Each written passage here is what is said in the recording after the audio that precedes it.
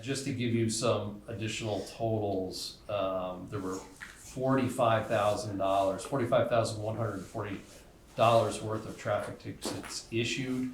22,680 of that was in the town. There were 467 traffic stops total, and 190 arrests total. Again, compared to 156 in 2024. The 467 traffic stops total was an increase of 17% over the 389 traffic stops in 2024.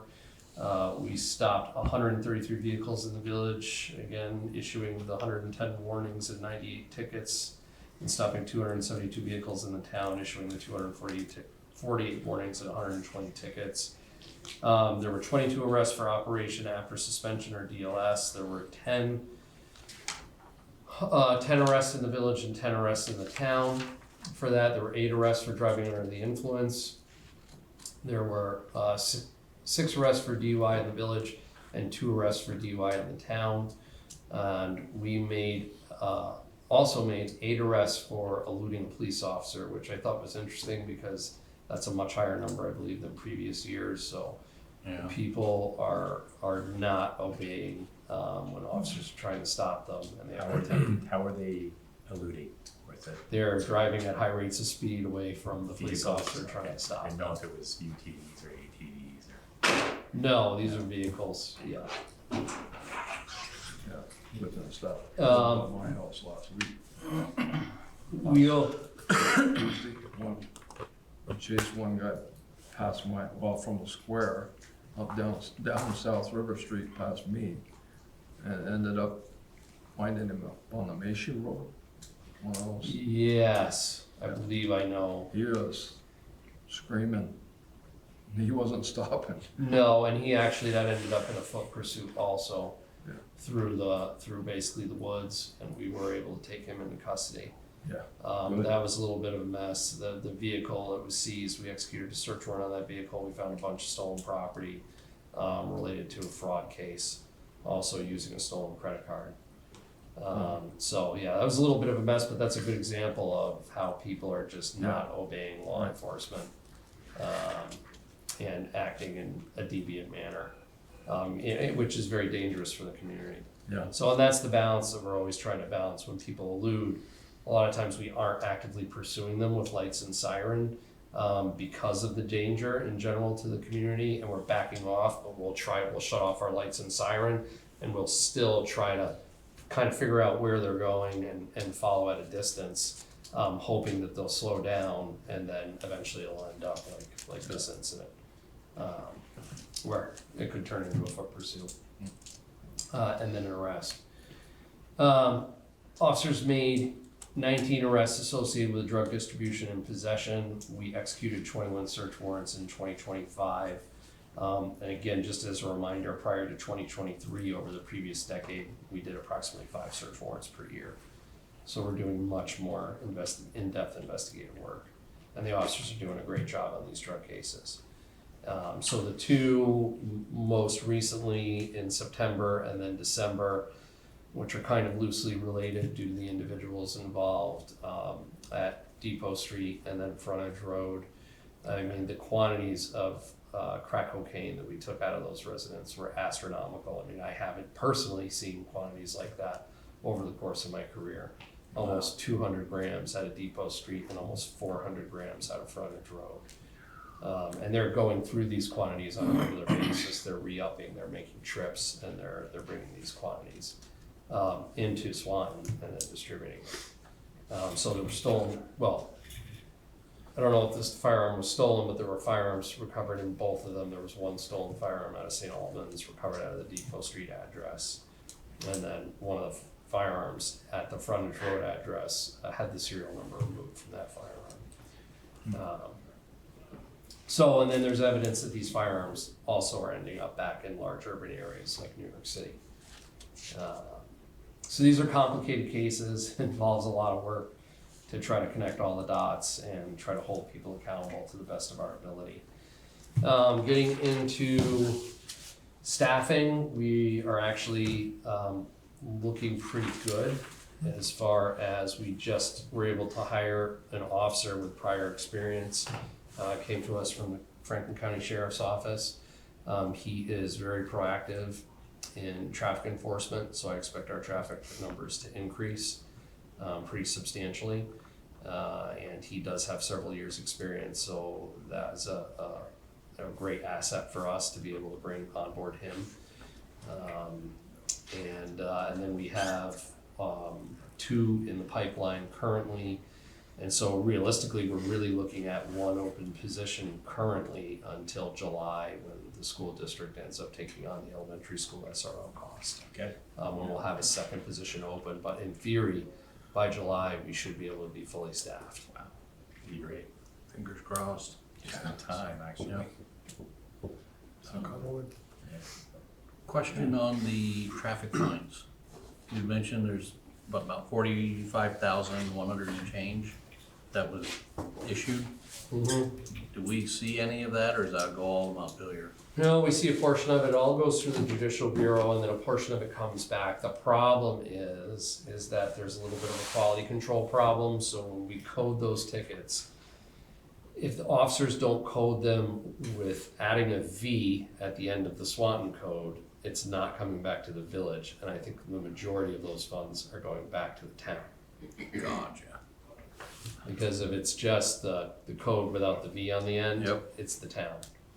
If it's the exact same code with the V on the end, it's the village. And to be clear, speeding is what you get you get reimbursed for speeding, not all tickets. And the traffic bureau takes a significant portion of that to run the traffic court system. Doesn't the village get 3%? I'm not sure of the percentage. 3%. I just processed a check for $160 in judicial fines. Yep. That was the first check. Oh, the traffic Right. violation. So not only is it a small percentage, it's whether or not the individuals paid the fine. Yeah, That victim advocates in the state get a significant chunk of that. It's pretty well carved out. It's certainly not a moneymaker for a community. Yeah, I mean, traffic enforcement, really the goal is to tamp down Right. bad driving and make the community more safe. Yeah. Yeah. Chief, do you have a breakdown? You know, historically, we've run about kind of like the contract is 20 hours for the village, 10 hours for the town, and almost coincidentally, that's kind of the breakup of cases, tickets. Is that kind of still the case? It is. It is a third roughly. I mean, looking at the town incidence of 1,062 and looking at our total incidence of roughly 3,000, we're right on a third. And it makes perfect sense, kind of Yep. across the board for Yep. that breakdown.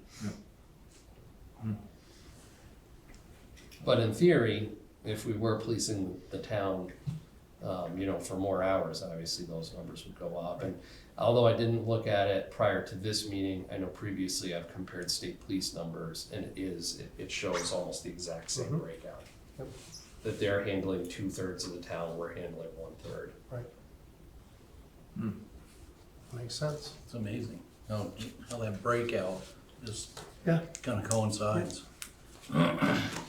And it is, I will add that it's not ideal, certainly, the contract setup, and we're still butting heads over who's responsible for what calls. And I get state police is spread thin, covering large areas of rural Vermont. But the reality is the contract starts at 4 PM, so. Right. I don't like the way it pits the agencies against each other to some degree. Creates issues with the different dispatch centers.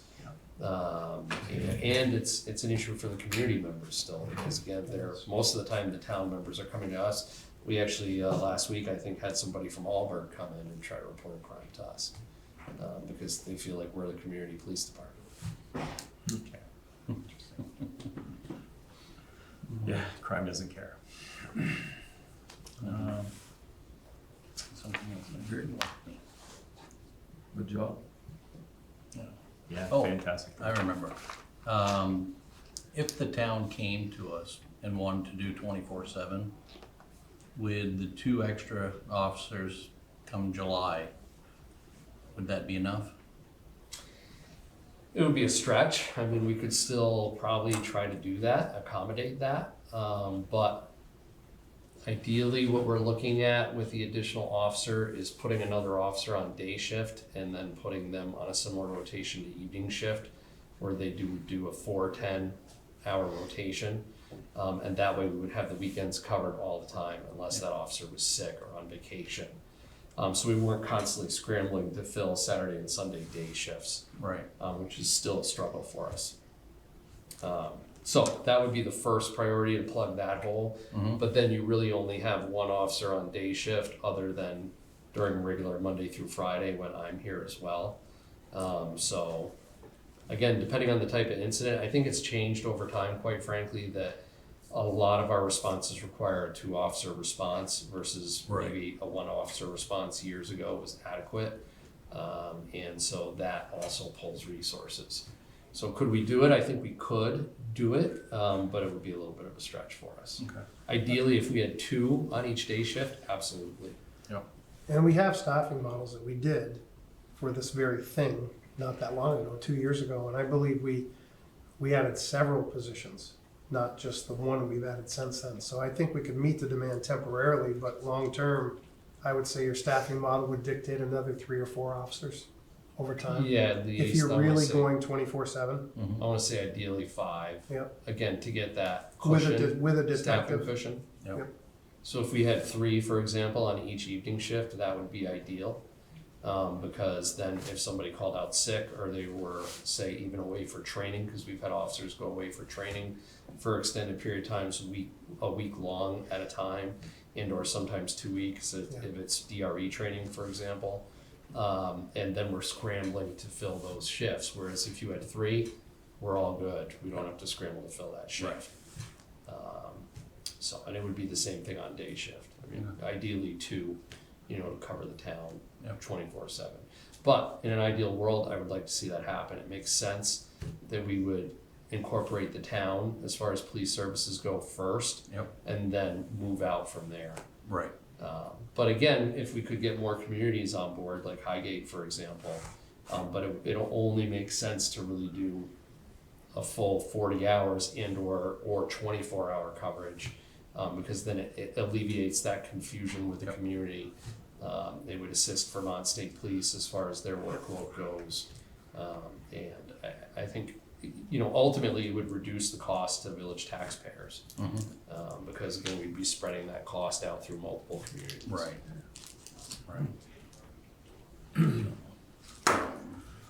And you got all your training done for the last year? We did. That was a scramble all the way through till the end of the year. I think I may have said that I had to go to use force instructor school again. So it was me and I think myself and another officer who's started a little before I did. We're the most senior guys in the class, the chief of Hardwick. You mean oldest, right? Oldest, yes. Yes. And probably the ones with the most years on. So we got that done more or less. We did have 1 or 2 employees that we're gonna have to get through use of force and require a waiver. But there's a lot of paperwork too, just even in running an organization. So the police academy went to a new system, a new online system, which is not bad, but you have to get accustomed to. It's another system to learn, to be able to go through and make sure all the documentation is appropriately uploaded, so that they can make sure we're in compliance with the requirements. So there's a lot to it. It's not. Oh, I'm sure. It's not really easy and straightforward. I kind of like the old paper system, quite frankly, where you could just scan a piece of paper and send it down. But it is what it is. Yeah. That's all I've got.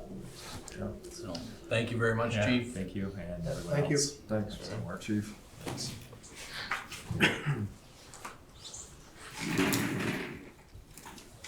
Number 8, reappoint Lawrence King to the Northwest Communications Union District Governing Board for 2026.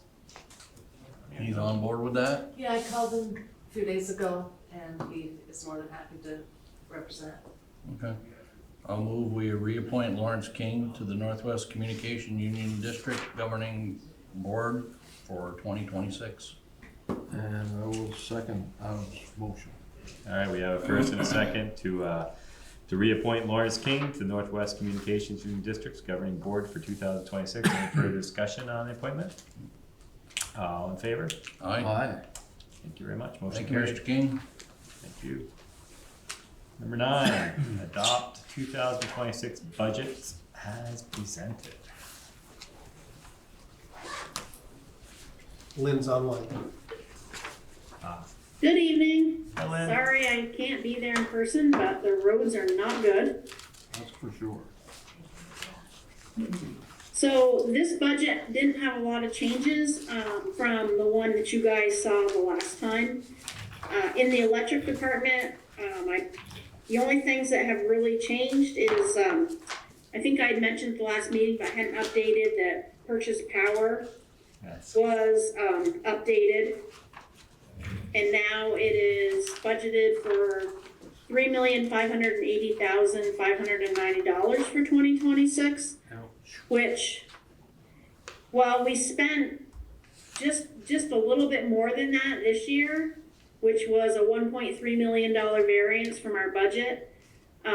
So it's hard to say how much of the increase is due to pricing versus not having the rubber dam. So obviously a significant factor is going to be because of the rubber dam. For the drought. Yeah, but for her budget for this year, I think that's because the increase is due to the rubber dam not being there and the fact that we have to be renewable. The other changes I made in the budget was we finally got the numbers from VLCT. Well, most of the numbers, let me clarify that. I don't have boiler machinery yet. So on page, let me see if I can find it. Starts on page 3. And you'll see right the last line at the bottom, property insurance. They reevaluated all of our property this year and gave it new values. And the hydro plant went up to $55 million. So we're seeing a significant increase in cost for this year. And then the same with workman's comp. Workman's comp only went up about 11,000, which is at the top of page 4. But between that and the property insurance, you're talking, over $70,000 increase in insurance in 1 year. Yeah.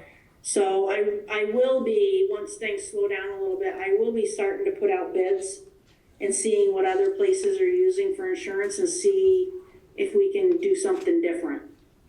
And we may not be able to do anything this year because VLCT usually makes us lock in for a year to stay with them, but to get something in the works for 2027.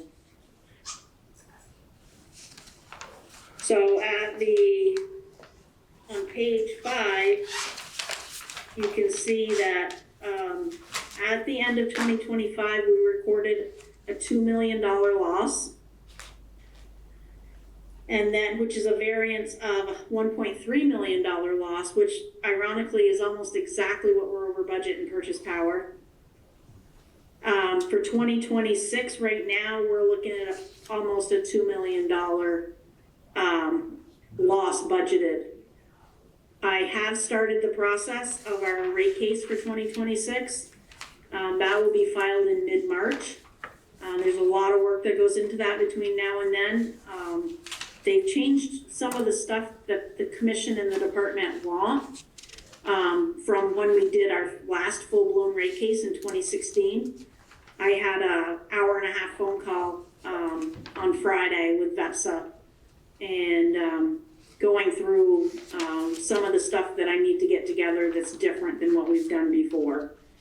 So that will be my priority, next. On to page 6, which is the water fund.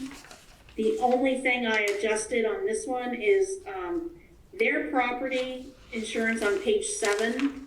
Their property insurance and their workman's comp insurance actually came in lower than what I had estimated, so I dialed those numbers back a little bit.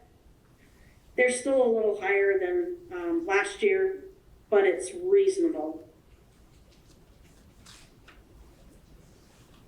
So we ended 2025 with a $349,000 loss in the water department.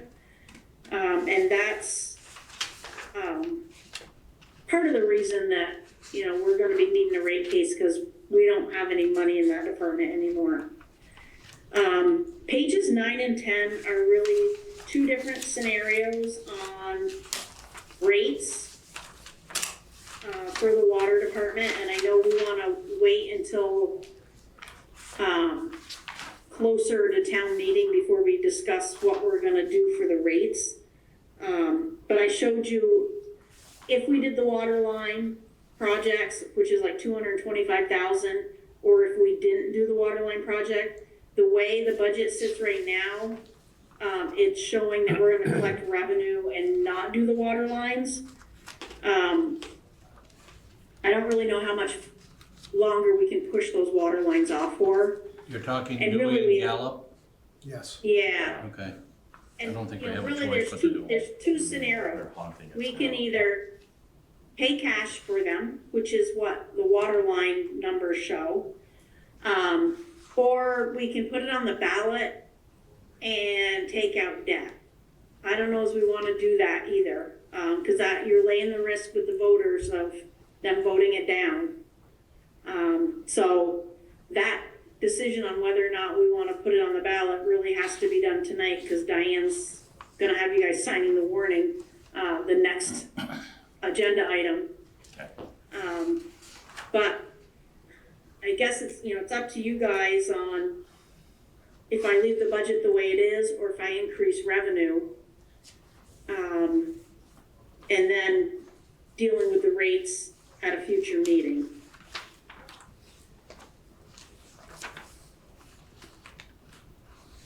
I would recommend that you not consider putting that on the ballot. Do it through. I would also do it through recommend that. rates. Yeah. I agree. And then you will have a decision to make, but we're in this position because we haven't repaired our water lines for a very long time. Yeah. Or upgraded lines. My recommendation is we go on page 10, we go with page 10. Okay, That's my recommendation. so you want me, I'll increase the revenue, to add that back in. So I guess when you guys adopt budgets tonight, do you wanna hold off on the water budget till the next meeting? That doesn't go to the voters, so that doesn't have to be adopted tonight. Or do you want to adopt it with that addition? Like, I can run that number, I'm not sure I understood. I think so, don't what, think it cause you does. guys will have to, you'll have to adopt budgets tonight. Right. Like right now, what I've got in there for revenue for the water department does not show us doing those water lines. I can add that in, either tonight or we can do it at the next meeting. Or And you you can can just wait, adopt that or one you can wait separate. until after town meeting day. Have a discussion about increasing any rates related to water and wastewater. I thought that's what we were gonna do anyway. That's what we discussed. Yeah. Right, It's but, up to you. I mean, Either way. adopting the rates is different than adopting the budgets though. Right. Because we have to have adopted budgets in order to function. But we can hold that water budget aside and not adopt that one tonight. And adopt it at the first February meeting if you want. Sounds doable. You know, or you can adopt it with giving me permission to add that number back in. One way, either way is fine. Add in the 225,000. Yeah, I mean, it's gonna come no matter what, and That's the thing, I mean, we've got no choice but to doing Gallup. Yeah. yeah, I actually think ripping the Band-Aid off of it sooner than later, at the last minute, probably, you know. the most appropriate thing for Yeah, the but we public. we discussed not It isn't raising good. rates until after town meeting. Isn't gonna change it in Right. the long run. So what it would do is if you did page 10, you're gonna adopt a budget with revenue of $1,484,641 versus a budget of $1,287,615. So that's the only difference is, I can just add those numbers into that budget model. So maybe that might just have to be clarified because you don't have it in front of you with the 1.4 million. I would do it next meeting if I were you. Yeah, that's fine. So Yeah. not adopt 10, page 10, and do it the next meeting? Well, Don't build the budget. Lynn knows the direction you're heading in. She'll just get a finalized budget for you with updated numbers for the next meeting. Yeah, Okay, okay. okay. Clear enough. All right, so then, on the sewer, minor change to the property and workman's comp on page 12. Other than that, it's how you guys saw it the last time. And remember this one, because the the sewer's not in super bad shape, I didn't do the full, increase when we were talking about the rates. But you will see, if you look at on the bottom of page 13, I just want to point out the 2025 year to date shows a profit of $1.7 million. So if somebody asks, how come we're wanting to increase rates when we had that profit? $1,748,921.92 was grant funds, which is almost exactly what your profit is. And that was related to the sewer plant upgrade. $1 million of that came through the clean water SRF funding, and the remainder came from the CRRP grant.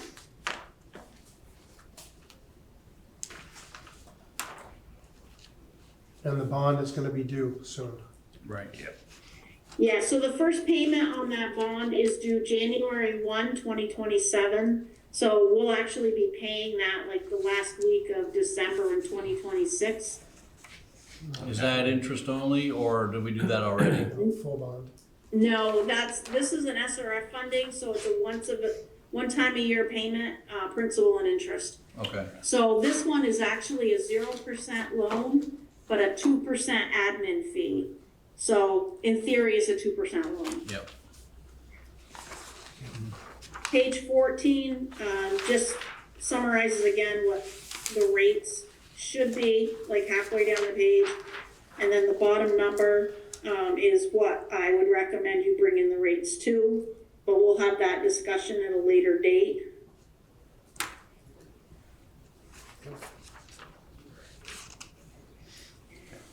Page 15 is the highway department.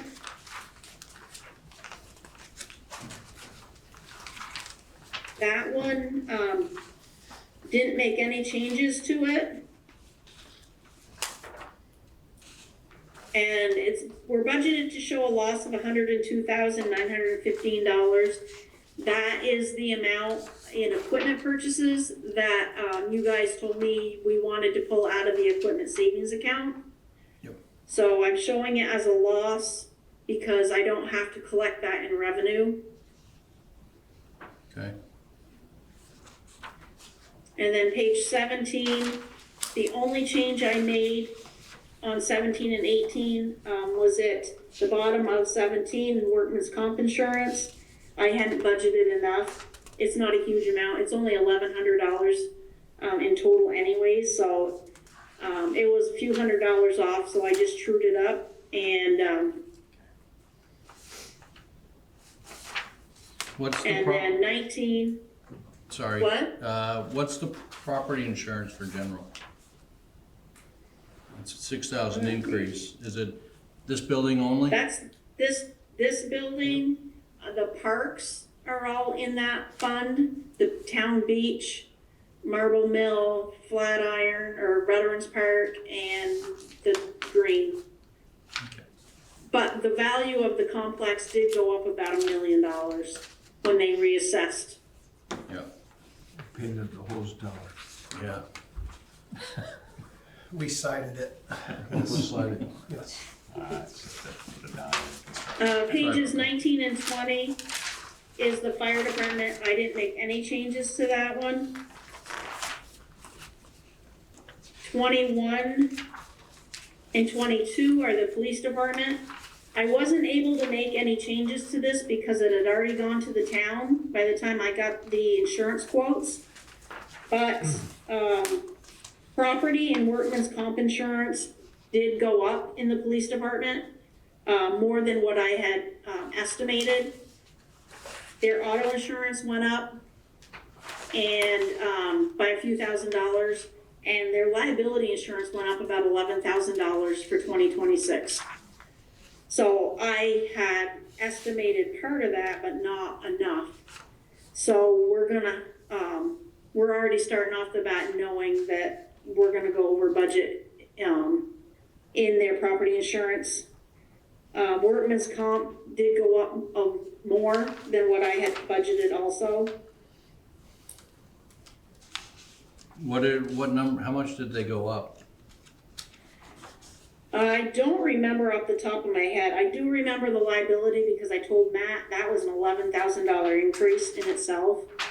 But in that property insurance line item would be their auto insurance, their liability, and then I split everybody between all the departments, like the crime and the public officials and all of those general liability that based on budgets.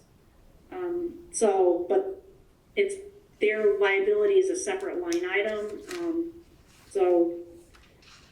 I mean, if you look like budget to budget, or actually their year to date to budget is $11,000. Yeah. So, and then their workman's comp was like only 2. So, but budget to budget, it went up like 7. So page 23 is the estimated tax rate. So general, fire, and highway basically are level funded. Police department is an 8 cents increase, but because the general, fire, and highway were slightly less, we're actually seeing a 6 cents increase on the tax rate. So those other departments going down netted with the police departments going up. So it'll bring a estimated tax rate of $1.28 versus $1.22 last year. So it ends up being a 5% increase. Okay. And 24 gives you the estimates if you're on a $250,000, $300,000, or $350,000 house.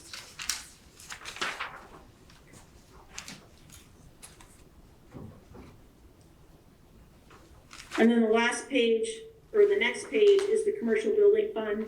The only thing we're running through there really is we have one loan outstanding on our revolving loan fund. Well, there's really 3 outstanding, but there's 1 that's in repayment, 2 that are deferred. So this basically is just that. The Riv property, or 6 South River sits in this fund also. There's not any expenses for the most part. In 2025, we did have some expenses because we had to cut a tree or 2 down. But, we don't normally budget for anything there because it's a vacant lot at this point. There's no insurance or anything property taxes that we pay. That's good. Yeah, And then really. And then the last page is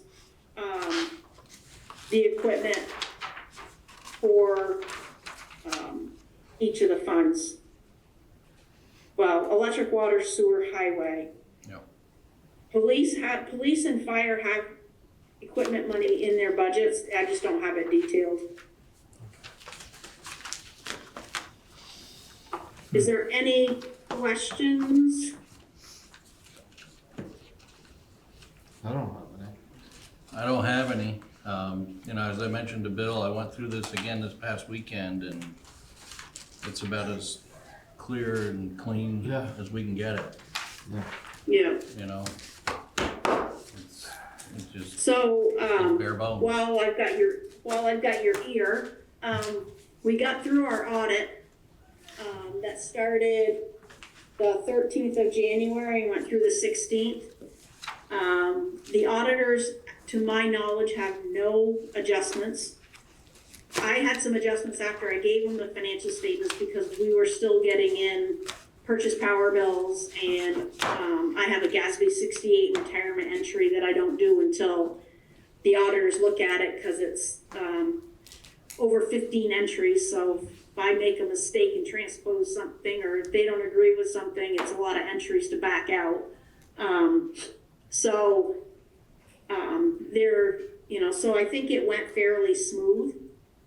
And they're working on, now they're asking questions and I'm emailing them back answers on stuff as they're fine tuning stuff.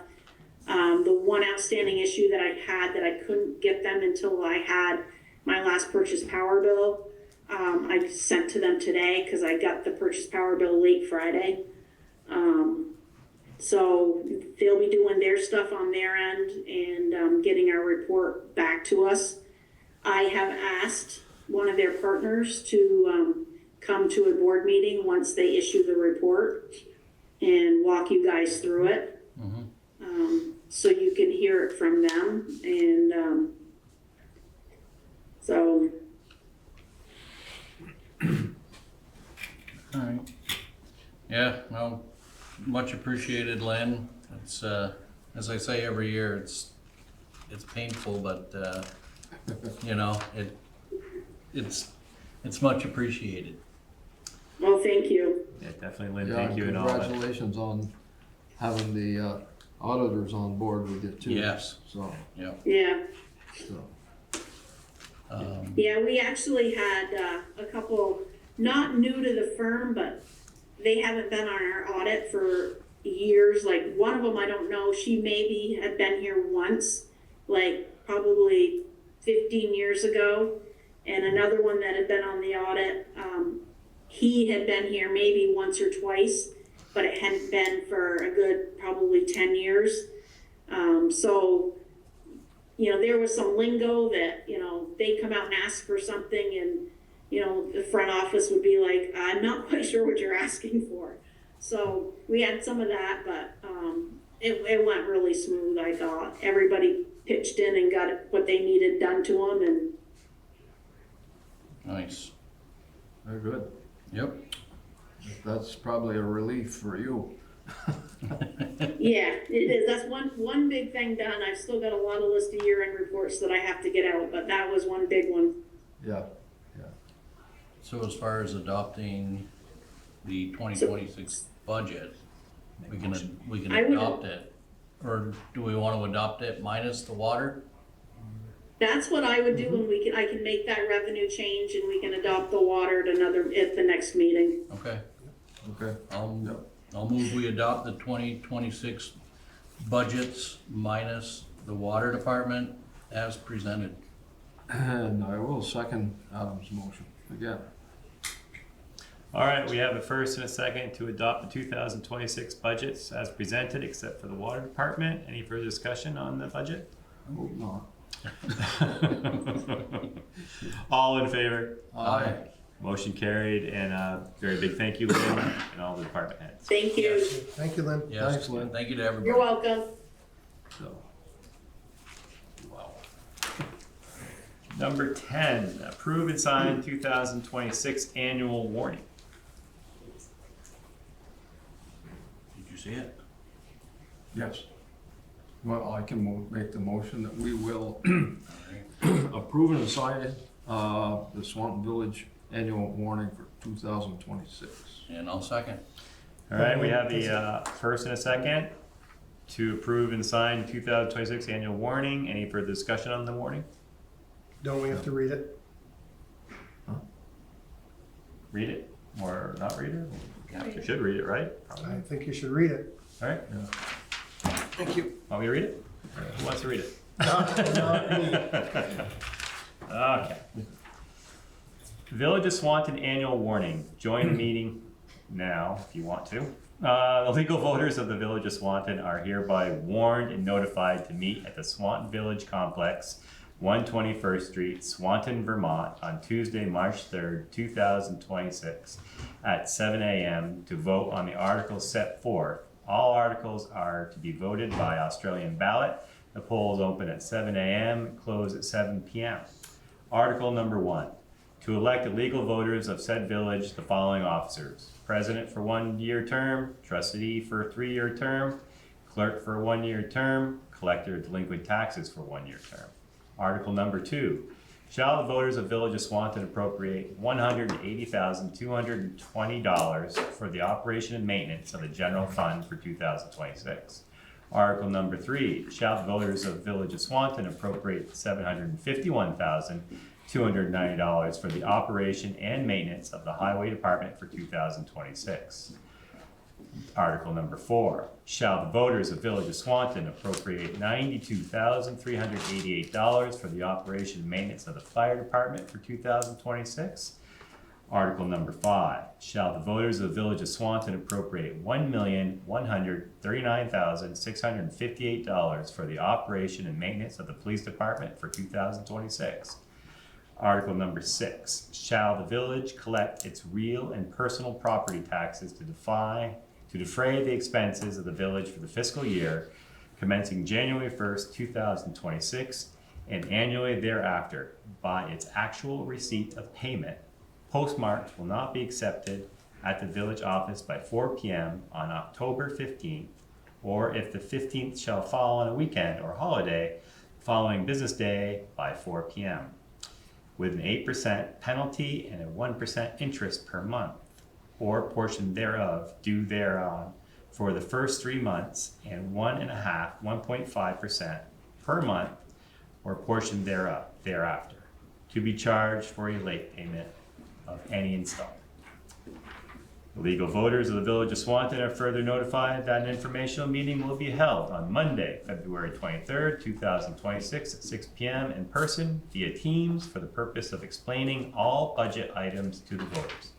Anyone desiring to participate and listen in the meeting can do so by going to the village website at swanton.gov, click on Village Trustees, and find the meeting by date. Open the agenda and click on the meeting link.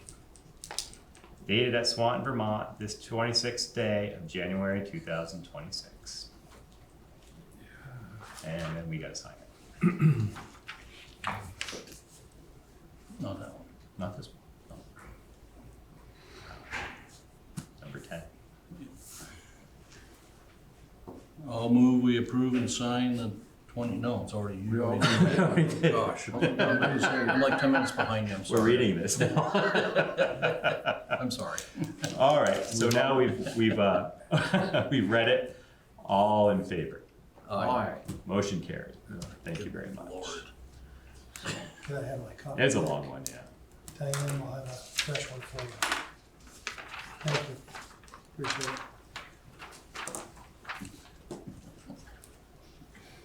Number 11, approve delinquent tax collector to use attorney Von Como for 2026 tax sales purposes. So this is just Betty's annual request. If she happens to have some tax sales this year, she uses Von Como with your permission.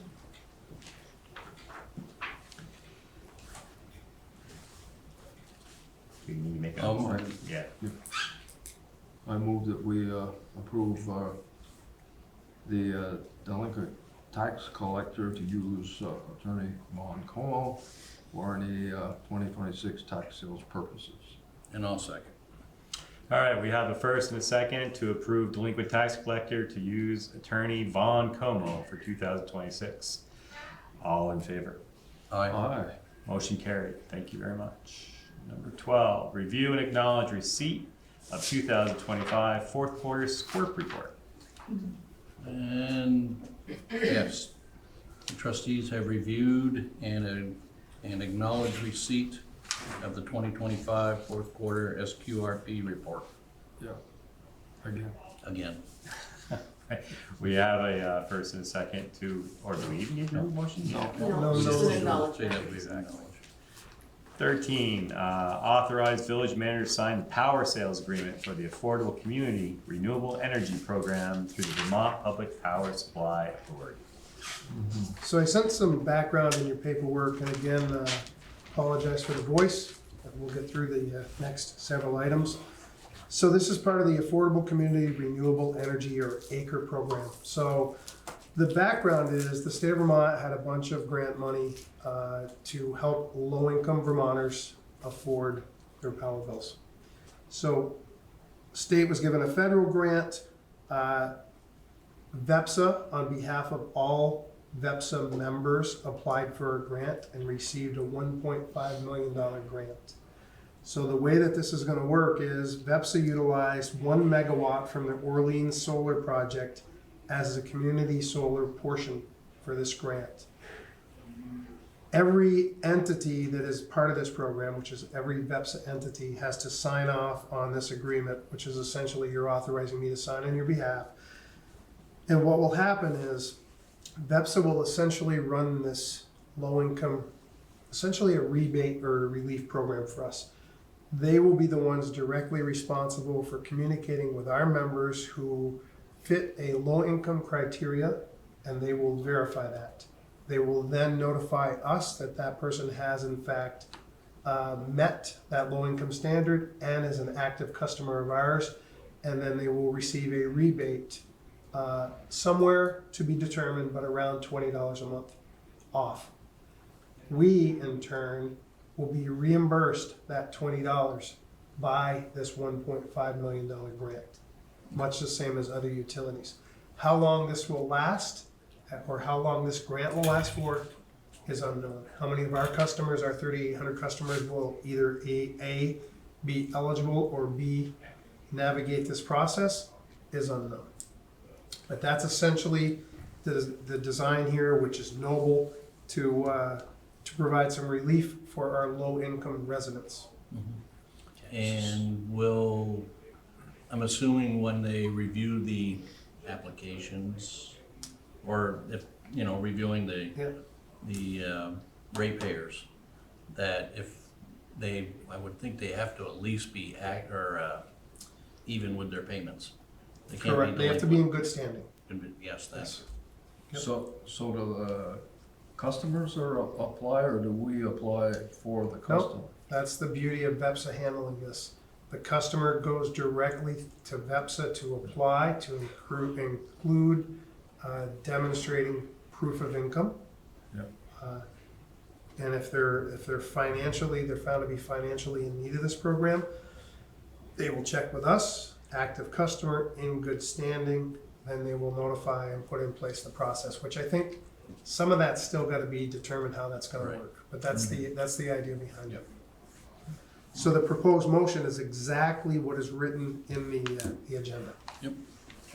I'll move that we authorize the village manager to sign the power sales agreement for the Affordable Community Renewable Energy Program through VEPSA. And I will second that motion. All right, we have a first and a second to authorize village manager to sign the power sales agreement for VESPA Renewable Energy Program. Any further discussion on the program? All in favor? Aye. Motion carried. Thank you very much. Number 14, discussion on Swanton Village Electric Department purchasing 124 First Street. Is this a carryover from last time? Adam wanted it on the agenda. Okay. We did have this on the Sorry. agenda last time, right? So, Well then, good trustee, the floor is yours.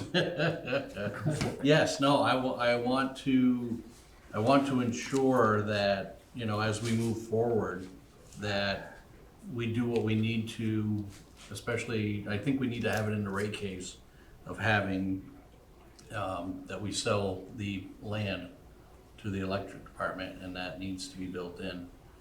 That will help, obviously, get our streetscapes and our projects throughout the next year, funded, so.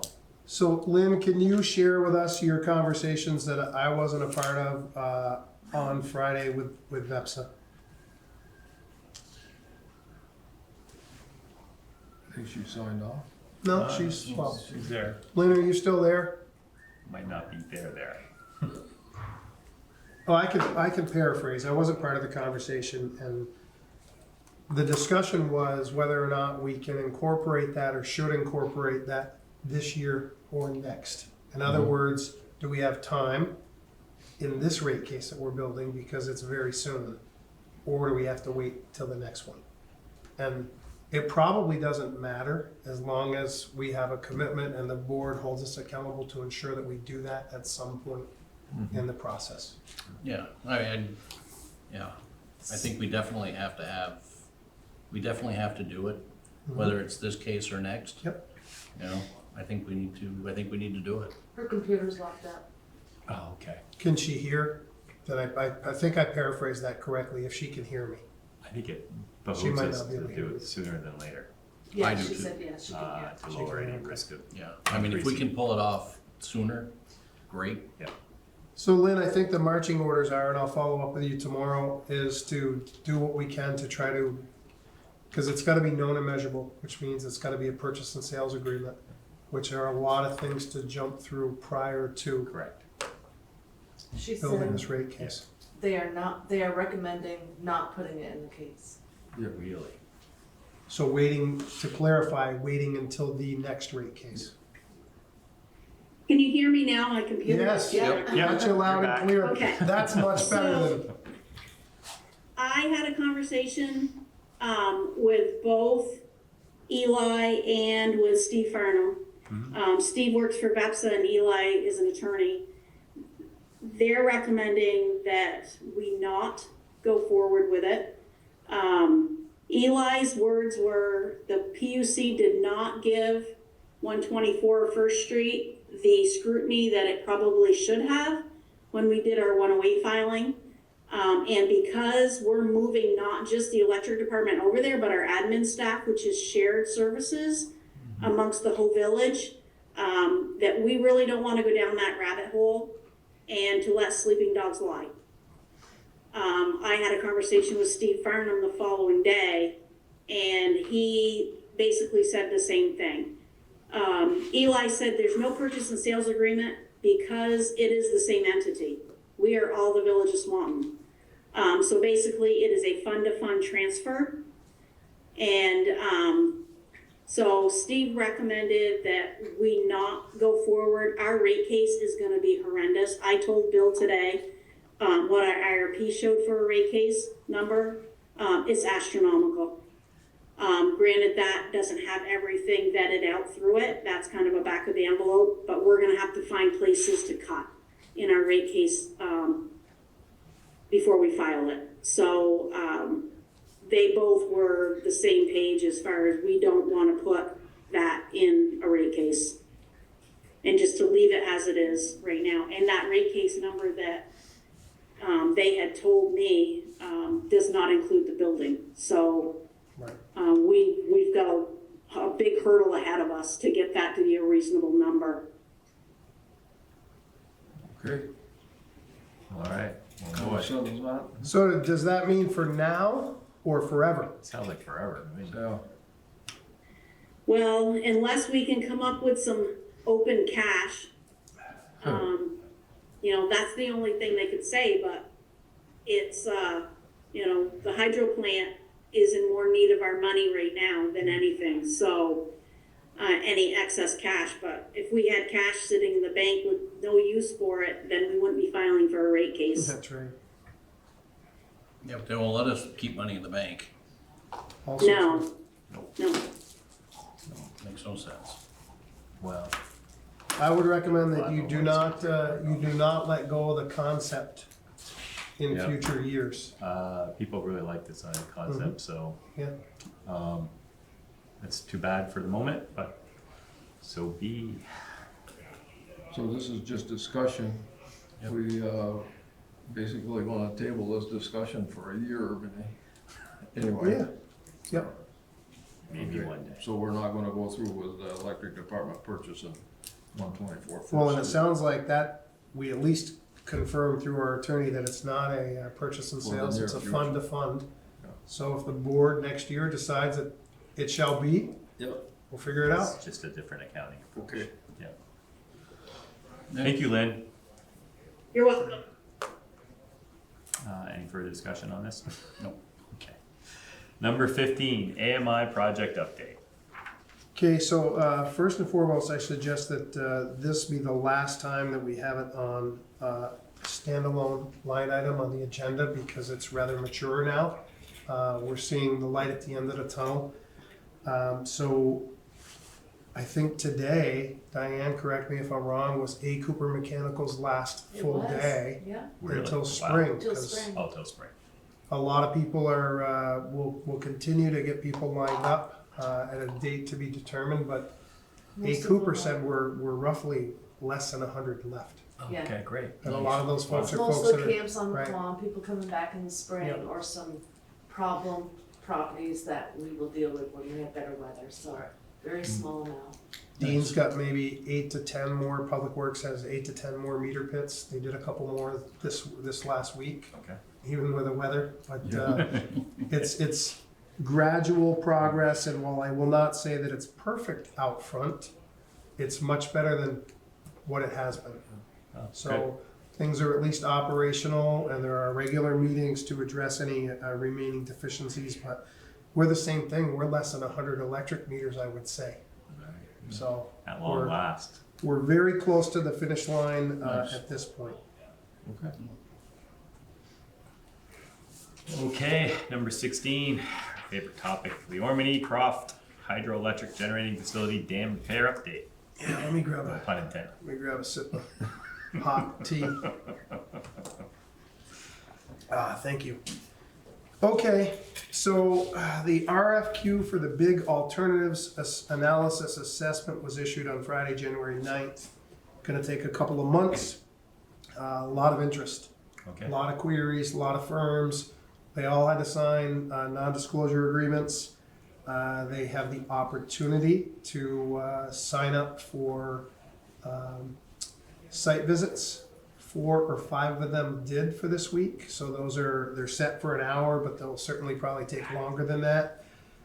They all, after signing the NDA, were literally given terabytes of information on a Dropbox drive that kind of gives them the background of what we're facing, what the normal production rates are, all of those things. So that's going well, and then there will be in 2.5 or 3 weeks, there is another online Zoom. A couple of the firms simply said, look, we've done business with you in the past. The Dropbox files enough. I mean, on that file, there are videos inside and out, drones. So it's not necessary to come here, but some firms chose to. So that starts tomorrow on site. Velergy, the planning grant folks, they were on site actively on January 20th and 21st. And that was mechanical engineers, electrical engineers, really, truly impressed with this team that kind of came in. And again, not the dam site, their powerhouse, from exciters on up. And did a comprehensive walkthrough, tremendous amount of questions, came back here, had a meeting, I went back to the site. It was a long day, but very, very pleased with that selection. And they're working. So I'll jump around here a little bit. We'll just go in order. So the state of hydro is not what we would hope that it is right now. Unit 1's the old workhorse, right? The unit that's been around for over 100 years that is chugging along. Its nameplate is 1 megawatt. It's producing, depending on the weather and the intake, about 9/10. Running every day, all day. It's been pretty good, except when it really freezes up, like over the weekend. So pretty good. It's going to go downhill from here. Unit 2, if you recall, that has a vibration to be determined, the root cause, somewhere in the shaft. So anywhere, when you go to the units and you can kind of see from from the shaft up, that's all been replaced. So really, it's from there down the bottom half that's got an issue. So when Velergy came in, they wanted to see all of the units that were possible to be fired up. And because the vibration didn't occur till 60%, the day before Velergy came, Dan, rightfully so, said, let's try to get that online so that we know the process, we'll be able to fire it up, have enough water when they come to just show them that it starts, and they can watch that sequence. The exciter caught on fire. So a lot of smoke. So again, remember, those exciters are 40 years old. They're antiquated, and it's like a car. You can't start a car without a starter. You can't run it without an alternator. You can't drive it without an engine. So the exciter is that starter. That exciter's done, toast, I'm assuming right now. For right now, it is. Okay. I'll get to the good news part. The good news part there is pretty nice having experts there that are like, oh yeah, no, it's a basilar cabinet. I'll call them. So the electrical engineer was like, oh yeah, you don't have to replace this side. This part right here can be like 35,000. That's a far cry from the $250,000 that we think it's going to do the whole thing. So this is why we hired this entity. So anyway, that exciter doesn't work, and even if it does, you can't run the unit past 60%. Anyway, Right. let's move on to Unit 3. Used to be our workhorse. As a reminder, that's still an older unit, the 3.5 megawatt unit. So, where the shaft is, there's a sheath. There's a metal sheath around the shaft, and that is now cracked. And the wood blocks for that unit Right. are done. Installed there. And we thought they were done anyway. It was kind of going to be part of this overhaul and the evaluation. The good news is, mechanical engineer that came in is like, yeah, no problem. That's not connected to the shaft. There's likely no harm to the shaft. We pull this out, this out, this out. We take that wall off. We put a new sheath in. It's not a problem. Like, really comforting to hear these guys talk. They go throughout the country, and for them, this is right. not a big deal. I was getting discouraged. Well, it's still Oh, I know. expensive, but Yeah. Not as. and but we have a path forward. Unit 4, the high lift motor now is on site, and they start installing this week. So Okay. another thing, the mechanical engineer is like, no, I've done these before. Make sure you do this. Make sure you do this. Really good to have. Unit 5 is our 0.5 megawatt Osberger unit at the dam site. So it's sensitive. It's newer. And it doesn't get enough water to run the way that it should. So it's not been running at all. So same thing. This mechanical engineer is like, no, I went to Osberger this summer. No, we see this all the time. There's a setting on it that I think we can find where we can do a low power setting, and at least 1/3 of the unit will run continuously 24/7, no problem at all. So you're at least producing something. Great. Here's the root cause to everything. Well, the root cause is we lost our darn rubber, Yeah. right? Yeah. But now the new normal is because the water is so low, we have so very little intake. It is a combination of not enough water coming to the penstock, combined with silt, debris, ice. We're just not getting enough water to run our plant. Yeah. And we are not as confident as we once were, even during spring runoff when the ice is gone. With most of these units fully operational, we'll get near 6 megawatts. We don't know yet. So they want to do an evaluation starting with the intake. So Velergy, even though it's really not part of this planning grant, they're like, wait a minute, everything we do here at the powerhouse matters not if you don't fix your issues with the intake.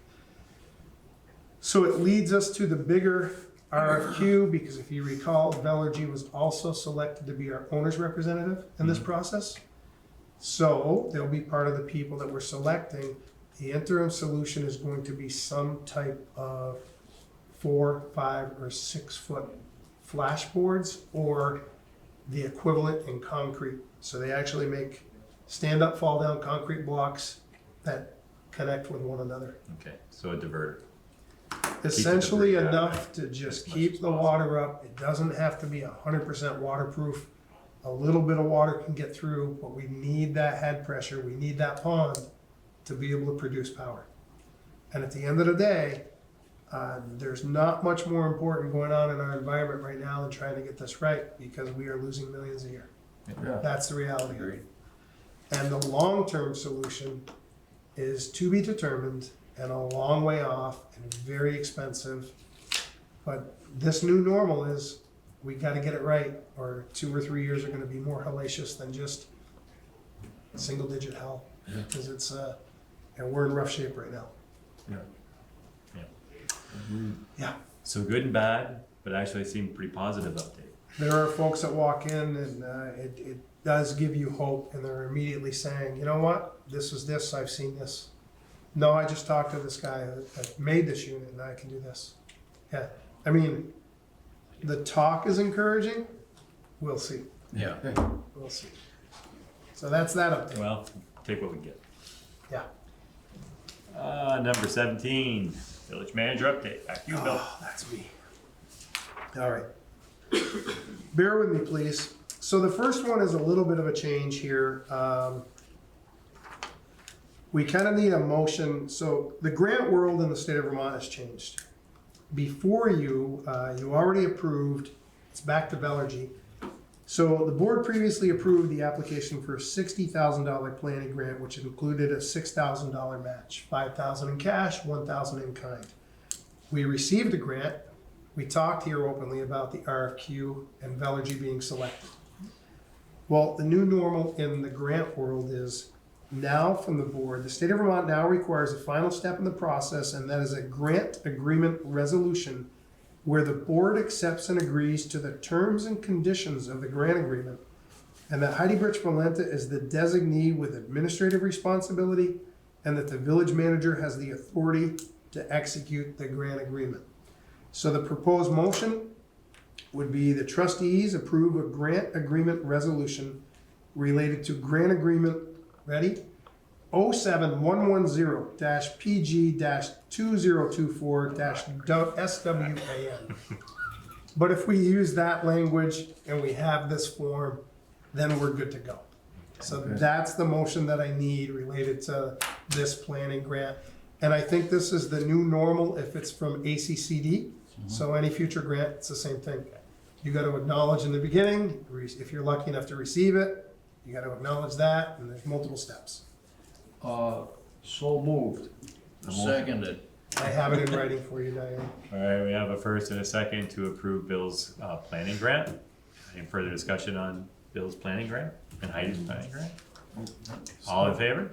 Aye. Motion carried. Thank you, Bill and Heidi. Thank you. Don't let me forget to do that. A couple of changes while we're talking about them.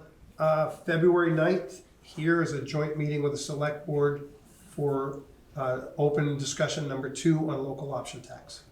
And then we need to change 2 trustee meeting dates. 2, like they do every year, fell on a holiday. May 25th needs to move to Tuesday, May 26th. And October 10th needs to move to Tuesday, October, I don't know why I put 13th, but I did, it's 11th. So sorry, Diane, those notes are gonna be screwed up. That you get, we don't need a motion for that, do we? Okay. Good. Okay. Stand by one, please. Another swig. Another swig, it's good stuff. I think I'm gonna start drinking tea. Fire department. So on January 19th, you're all aware the fire department had a significant fire on Liberty Street. Department did a great job. Much appreciated mutual aid from Highgate, St. Albans Town, Alberg, and Phillipsburg, Quebec. So it does show they do come across the border, and we go across the border. It works out really well. Way to support. Yep. You probably heard on the news, we had some issues with water from fire hydrants. Had to go a little bit of a distance to get water after one hydrant froze up. We're aware of it. They're on it. I don't know that there's a community that doesn't suffer from it. Got a little bit of direct feedback myself from members of the public, very concerned about that.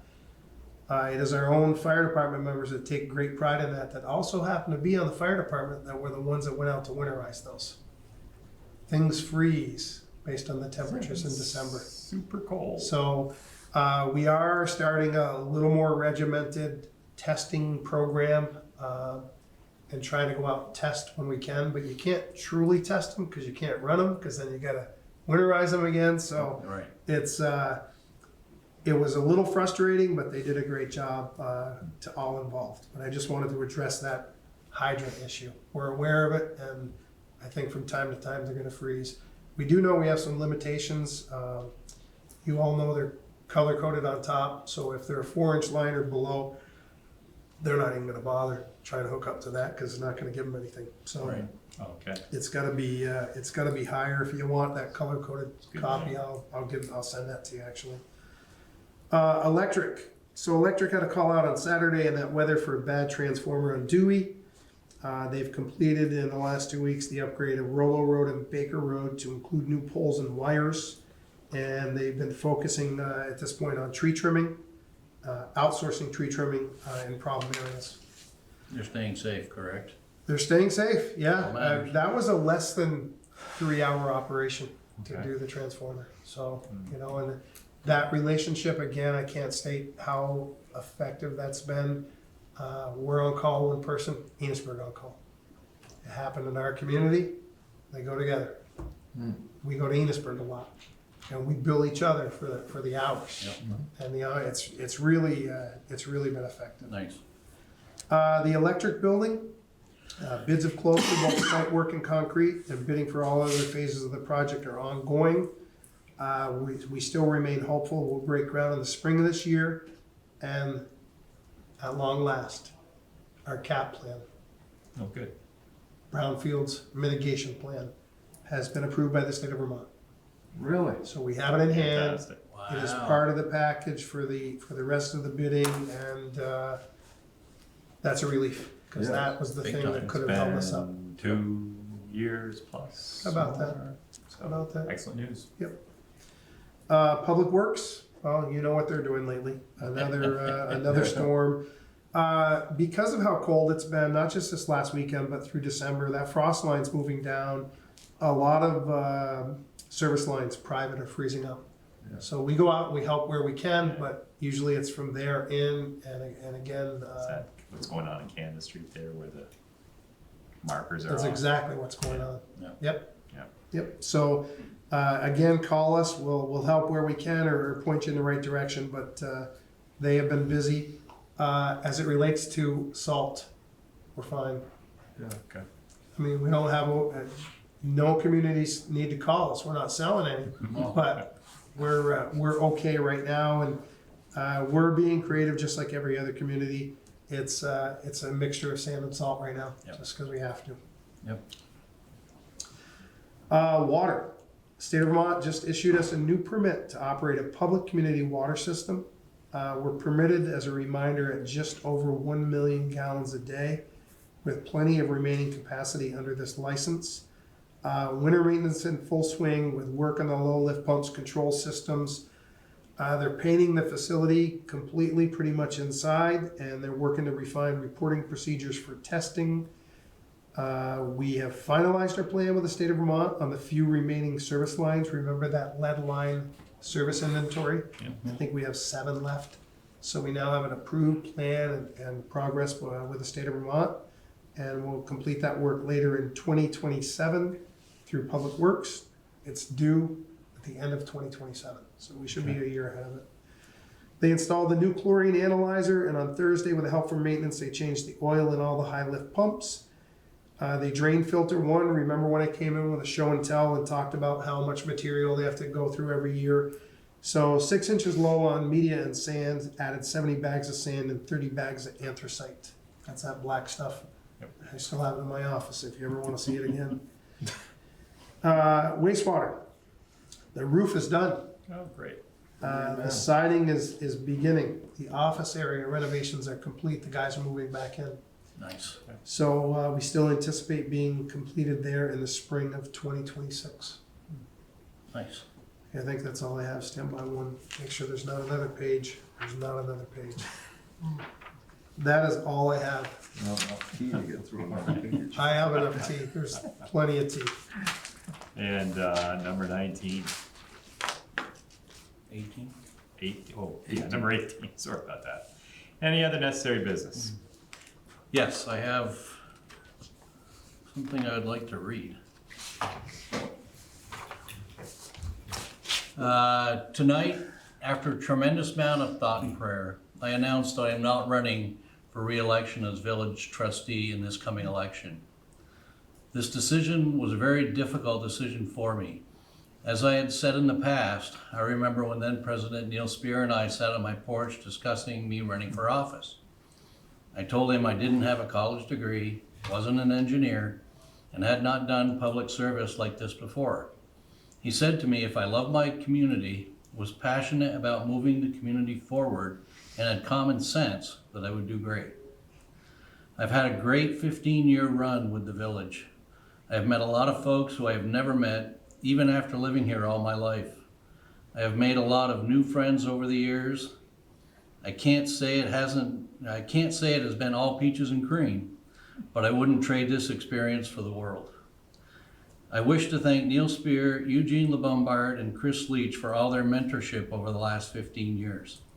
They taught me to work my best for the village residents with no hidden agendas and to let the voters decide when tough decisions come up. Without their guidance and trust in me, I would not be the person I am today. From the bottom of my heart, thank you, gentlemen. I also wish to thank Reg Beliveau and Bill Sheets, the village managers, during my tenure. They have supported me over the years, and I hope I have supported them just as much. I thank the current board and all the Swanton Village employees over the last 15 years. You invited me into your family here at the village and welcomed me with open arms. I hope I was able to support you to the best of my ability. And finally, I thank all the Swanton Village voters and residents for supporting me over the last 15 years. Without your support, none of this would have been possible. Thank you. Thank you. For all your dedication. Thank you. So what are you gonna do with all your spare time now? Oh, he's got big plans coming up this year. I don't know. No. Not like I'm going away, I'm just Well, Stepping we aside. thank you for your service too. Thank you. Thank you. Thank you. Absolutely. That's all I got. Okay. That was pretty And, big. well, I'd like to say something, it's not quite as serious as Adam's statement, but, for everyone out there in TV land, things are happening downtown on Merchants Row in Swanton. Divine Treasures, had a mixer down there last Thursday with the Franklin County Chamber of Commerce. And it went real well. We had some people from Swanton and some people from St. Albans out there promoting our downtown as well as St. Albans. And we have some construction going on next door, some new businesses coming in on Merchants Row. And I'd like to congratulate Renee Chaffee for adding to our downtown. I don't want to let too many of the details out, but there are going to be a couple of different businesses in that, the old Spalding block, now the Chaffee block, I guess we'll call it. So, but, and on the other side of the town, everything's going good. As far as I can tell, I've talked to the merchants there, Darcy and her bees on Broadway are doing well, and the bistro and the bakery, I was in there the other day, and Jeff Domey's a mainstay down there, and of course Gordon's Ace Hardware, or Debbie's Ace Hardware. So I'm hoping the spring will bring more prosperity to our downtown. Nice. Wonderful. And there was a nice bit on public radio, right? They had something about downtown and what's going on. Oh, yeah, it's at the library. BPR at the We had library. a meeting, and they Yeah. interviewed Darcy and Nicole. Nicole. And Susie. Susie. And Susie, Yeah, yeah. it Susie was good. there. Yep. Susie and Nicole and Darcy, and did a real good job, so. Excellent. Any other? Real quick, Diane, I made a mistake. The meeting was scheduled up for October 12th, moved to October 13th. My bad. October 20. Okay. Okay, number 19, proposed executive sessions, the legal? We have legal? We do need equipment. That's still yes. up? Yeah. Yep. Alright. Where's Susie when I need her? For it. Where's Susie? I move that we find that we enter into executive session for the trustees to receive confidential legal information for which the premature disclosure of it to the general public would clearly place the trustees and others at a substantial disadvantage. I'll second that. All right, I have a first and a second to move into executive session. All in favor? Aye. All right, Motion carried. all right.